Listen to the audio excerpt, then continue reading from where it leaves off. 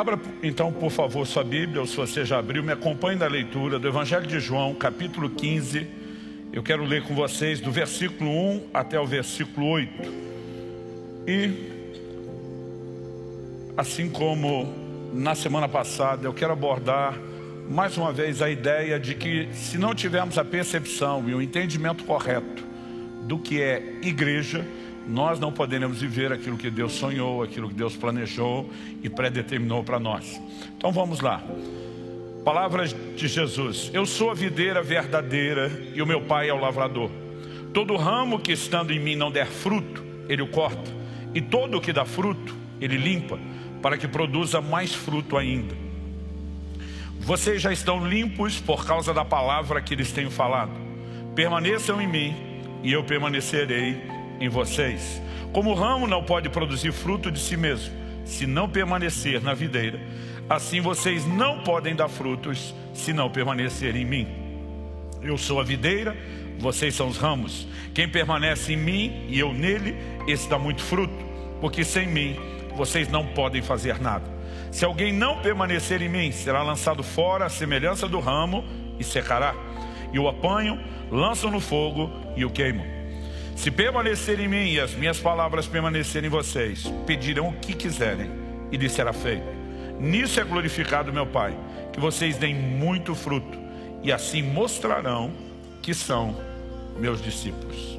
Senhor, nós suplicamos a graça e o favor do Senhor para que a nossa mente se dilate, a sua compreensão seja ampliada, não apenas na mera esfera racional, humana, natural, mas, ó Deus, debaixo de compreensão espiritual. Nós clamamos a capacidade não apenas de entender o que o Senhor nos tem chamado a ser, mas a corresponder contigo. Nós queremos viver igreja de acordo com o modelo revelado nas Escrituras. E nós oramos, ó Deus, por um nível de entendimento que possa produzir não apenas fé, como também correspondência. Em nome de Jesus. Amém. Amém. Bom, quando Jesus diz eu sou a videira verdadeira, Ele não está chamando a outra, a natural, de fake. Mas eu creio que Nosso Senhor está nos ampliando, uma percepção que diz respeito ao fato de que quando falamos de um Deus presciente, que faz tudo de forma planejada e nada de improviso, é mais fácil eu e você entendermos que em vez dele olhar para a videira, uma das árvores das muitas que ele criou, e dizer, vou pegar isso para usar, para ilustrar outra coisa, nós precisamos entender que o Deus presciente, que sabe tudo de antemão, Ele provavelmente fez o inverso. Ele diz, vou criar uma árvore que sirva ao propósito lá na frente de ilustrar uma realidade que já existe. No reino espiritual e no natural nós temos muitas verdades que são paralelas. Atribui-se a isso uma das muitas possibilidades, a própria didática, a própria disposição de orientação de Deus e das Escrituras para que a gente possa assimilar o entendimento. Então Jesus está dizendo, vocês apreciam a videira natural. Vocês sabem que ela é um dos símbolos da frutificação. Aliás, quando os espias entram na terra prometida, algo que eles trazem para mostrar para o povo foi um cacho de videira que precisou ser carregado por 2 homens. Nós precisamos entender que de fato há um simbolismo. E Jesus enfatiza muito a questão do fruto. Ele fala sobre dar fruto no verso 2 e sobre dar mais fruto ainda. Ele fala a respeito no versículo 4 que o ramo não pode produzir fruto de si mesmo se não estiver na videira. Ele diz no versículo 5 que quem permanece nele e ele nessa pessoa dá muito fruto. A Bíblia ainda sustenta no versículo 8 que nisso é glorificado o Pai, que nós demos muito fruto. Então toda a conversa de Jesus obviamente está relacionada à frutificação, algo que Ele espera da sua igreja. Pastor, eu ouvi direito, o senhor está falando da igreja ou de Jesus? Quando Jesus diz, eu sou a videira e vocês são os ramos, assim como os ramos são a extensão, a continuação da videira, a Bíblia apresenta a igreja como uma extensão, um complemento de Cristo. Em Efésios, no capítulo 1, por exemplo, nos versos 22 e 23, a Bíblia o apresenta como cabeça e a igreja é vista como o corpo de Cristo, o seu complemento. Então, obviamente, quando Jesus está falando a respeito da videira e nos incluindo como parte dela, ele incluiu uma revelação não apenas de si, mas também a respeito da igreja. E ele está falando do seu plano e do seu propósito de que essa videira seja frutífera. Algo que eu e você precisamos, portanto, compreender são as ilustrações, que apontam para princípios, para verdades que ele gostaria que nós entendêssemos. Esse paralelo que eu mencionei entre as verdades naturais e espirituais, entre a videira e a igreja de Jesus. E eu quero destacar 3 coisas. Uma delas é uma discussão antiga, quando se estuda eclesiologia, a doutrina da igreja. Muitos ficam lá debatendo: a igreja é um organismo vivo ou uma organização? A verdade é que quando nós vamos estudar o assunto, não dá para dizer que é uma coisa ou outra. Ela é tanto uma quanto outra. E nós precisamos entender que nessa visão específica da videira, nós enxergamos não apenas a importância de um organismo, mas de uma estrutura que amplifique o potencial de frutificação do organismo. E nós vamos falar sobre essas 2 verdades relacionadas à igreja. Em segundo lugar, nós vamos trabalhar um outro conceito, que o de que a parte visível da videira são os ramos. Dificilmente, quando falamos de uma boa videira, bem cuidada, cultivada, produtiva, você consegue enxergar de cara aonde está o tronco principal e a raiz. Normalmente o que se vê são os ramos. E, da mesma forma, nós podemos entender que a revelação de Cristo passa pela igreja. Aquilo que as pessoas saberão dele será afetado pela forma como ele nos vem. A forma como ele nos vem será afetada pela maneira como nós decidimos viver.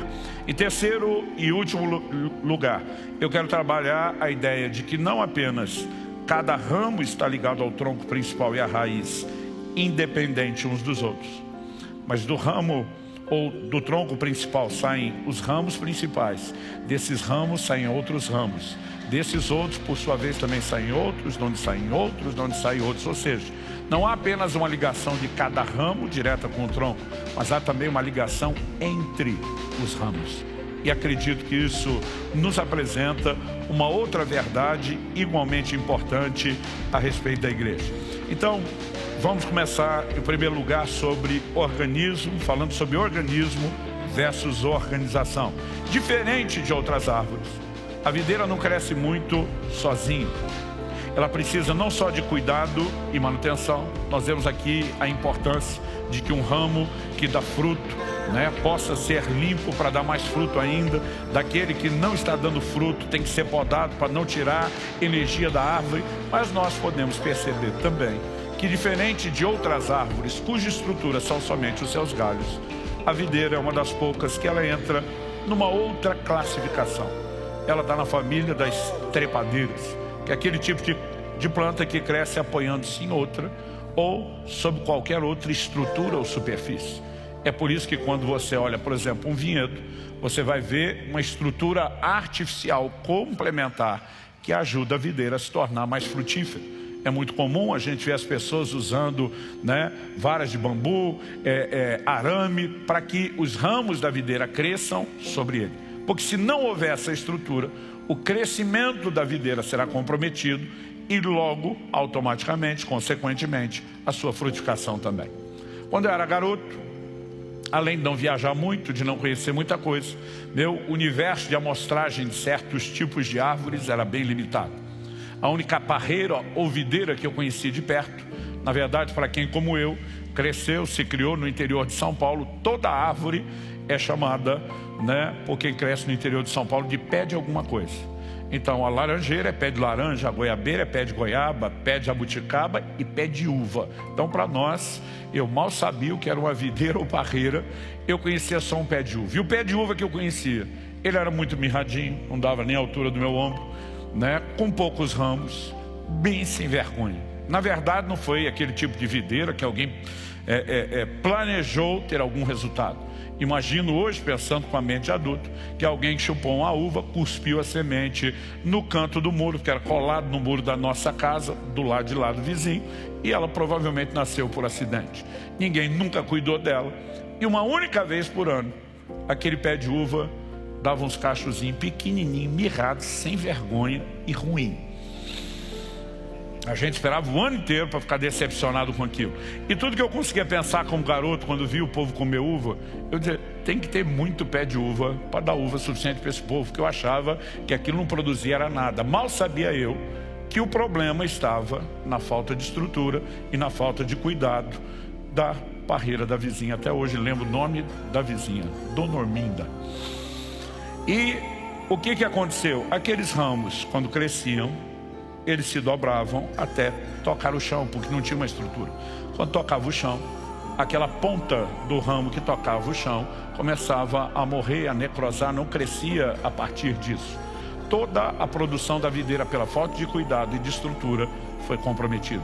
Com o tempo, eu comecei a perceber que Jesus escolheu intencionalmente uma das poucas árvores que aparece na Bíblia, que não é apenas o organismo vivo, ele sozinho, mas que depende de uma estrutura. O que ele estava tentando nos comunicar?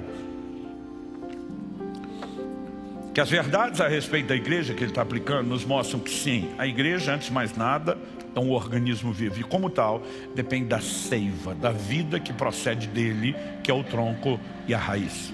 A igreja jamais crescerá apenas com estratégias, com méritos, com planejamento humano. Nós percebemos que desde o início da história da igreja, no livro de Atos, há um combustível divino, sobrenatural se manifestando, que é a presença de Deus, é a ação do Espírito Santo. E como organismo, isso é fato, é incontestável, é inquestionável. Atos 9:31, por exemplo, diz assim: a igreja tinha paz por toda a Judéia, Galiléia, Samaria, edificando-se, caminhando no temor do Senhor. A Bíblia diz, e no consolo do Espírito Santo crescia em número. Outras traduções diz, no auxílio, no conforto do Espírito Santo, ela crescia em número. O crescimento da igreja depende, em primeiro lugar, da vida de Deus que pulsa na sua igreja. Então, eu e você, entendendo isso, precisamos compreender que vida de oração, de devoção, de relacionamento com Deus, eles são vitais. Jesus usa várias vezes a expressão, se vocês permanecerem em mim. É lógico que é a nossa conexão com Ele que permite que a vida dele nos toque.